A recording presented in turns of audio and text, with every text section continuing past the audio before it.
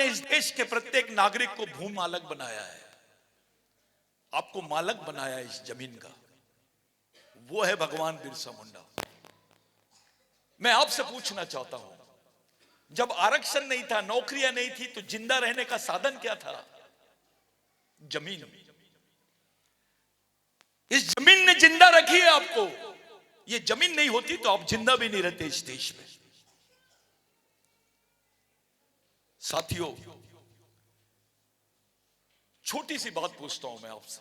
मेरी मां बहनें, पढ़े लिखे लोग हैं, सब लोग हैं। वो जो बोल रही थी, बिलक बिलक के बात कर रही थी मरकाम मैडम, उसका दर्द समझ रहा था मैं। वो आपको बोल रही थी कि भाई अपन पहचानो अपनी संस्कृति को, अपनी सभ्यता को पहचानो।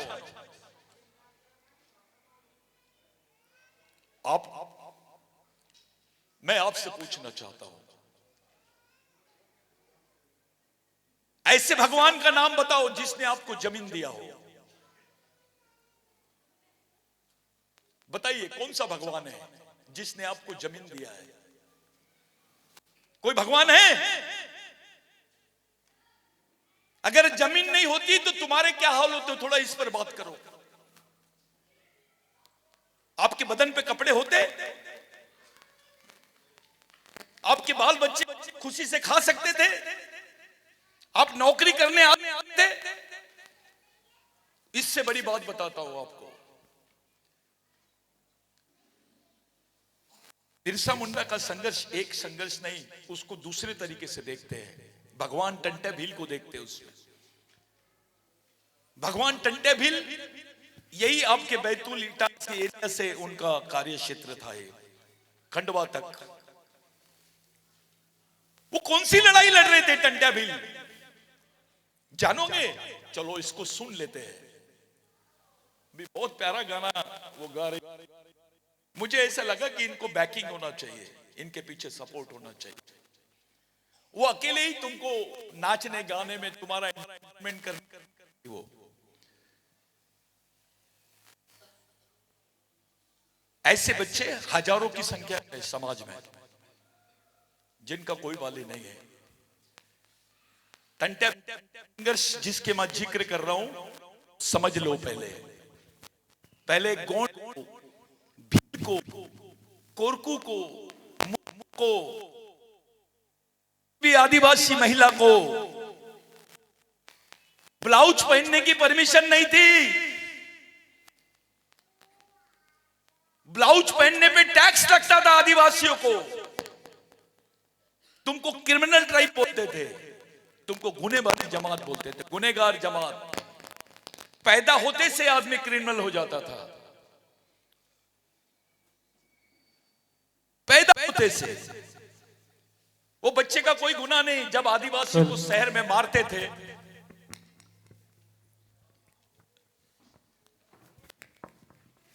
आदिवासियों को जब शहर में मारते थे, उनका मर्डर भी कर देते थे, तो उनकी मर्डर को मर्डर नहीं बोलते थे, उसकी कोई एफआईआर नहीं होती थी।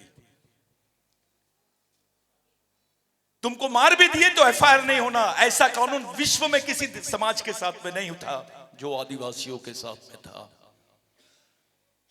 हमारी मां बहनों को ब्लाउज पहनने के लिए टैक्स लगता था, टैक्स। वो लड़ाई लड़ाया बिरसा मुंडा ने, वो लड़ाई टंटे भील ने लड़ाई, वो बाबूराव शेड़माके ने लड़ा है। एक सवाल और, बड़ी बड़ी हाकते हैं लोग, तुमको देश का राष्ट्रभक्त होने का तुम्हारे सामने बड़ा बड़ा बखान करते हैं। ऐसी कौम बता दो जिसके पूरे स्वतंत्र सेनानियों को तोप से उड़ा दिए, फांसी की सजा दे दिए, उनको फांसी के तख्ते पे लटका दिए, सिर्फ और सिर्फ आदिवासी लोग हैं। कोई दूसरा समाज बताइए। टंटे भील फांसी पे लटका दिए, बाबूराव शेड़माके उसको भी फांसी पे लटका दिए, शंकर शाह रघुनाथ शाह उसको तोप पर बांधकर उनको उड़ा दिए। जिसकी आज जयंती मना रहे, उसकी मौत का मैं आपको किस्सा सुनाता हूं। जिसकी आप जयंती मना रहे हैं, आप बकरा काटते हो ना, बकरा, उसके बाद में उसकी चमड़ी निकालते हैं।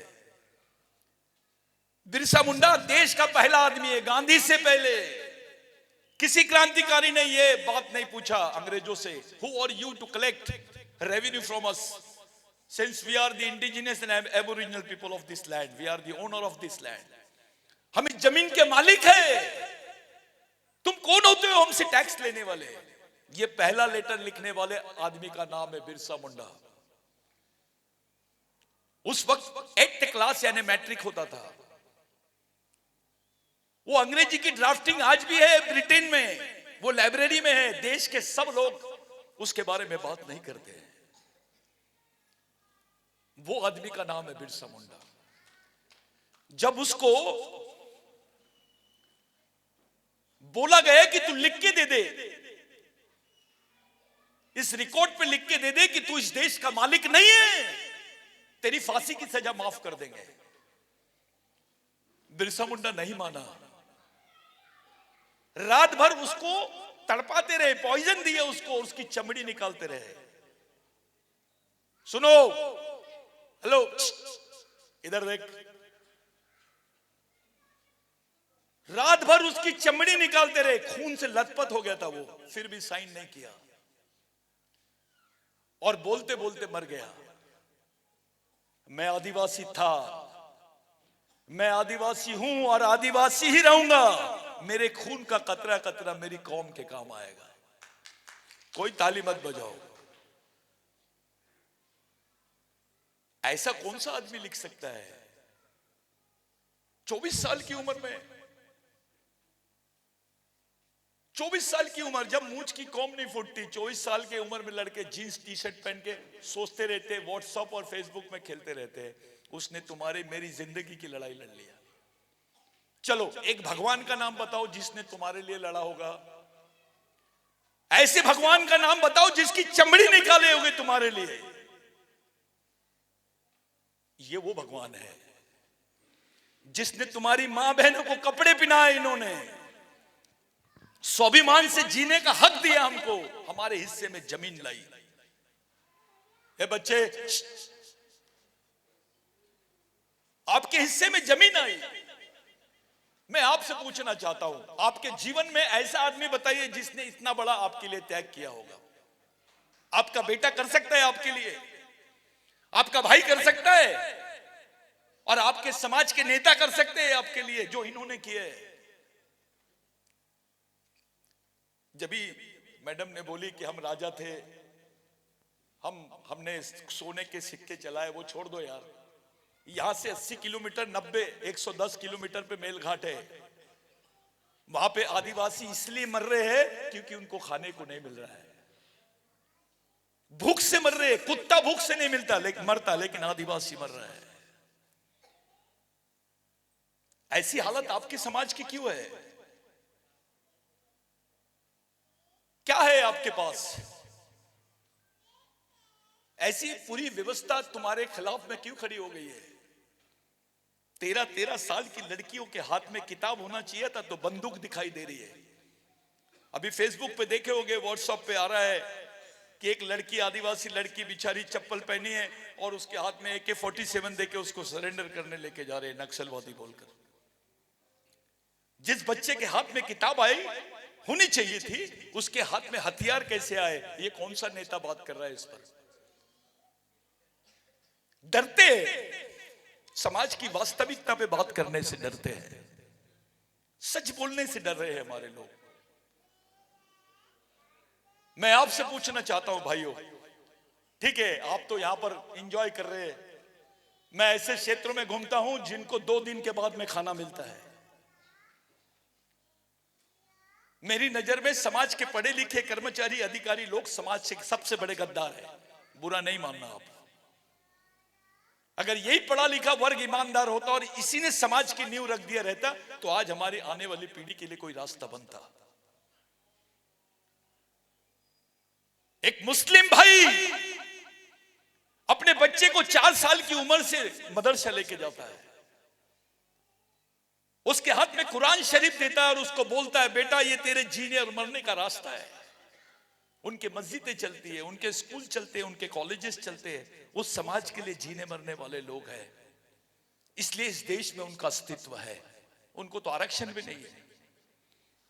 एक बौद्ध भाई जिनको अछूत लोग बोलते थे पहले, डॉक्टर बाबा साहब अंबेडकर के विचारों की प्रेरणा लेकर वो इस लायक बन गए कि आज देश के हुक्मरानों को चैलेंज करते हैं। वो उनके बौद्ध विहार चलते हैं, कॉलेजेस चलते हैं, स्कूल चलते हैं, उनके लोग भिक्खु बन के समाज के लिए काम करते हैं। वो भी अपने बच्चे के हाथ में डॉक्टर बाबा साहब अंबेडकर का ग्रंथ देते हैं, बुद्ध और उसका धम्म। डॉक्टर अंबेडकर की विचारधारा और बुद्ध धम्म का उसको उसके हाथ में वो देते हैं और संविधान देते हैं उसके हाथ में।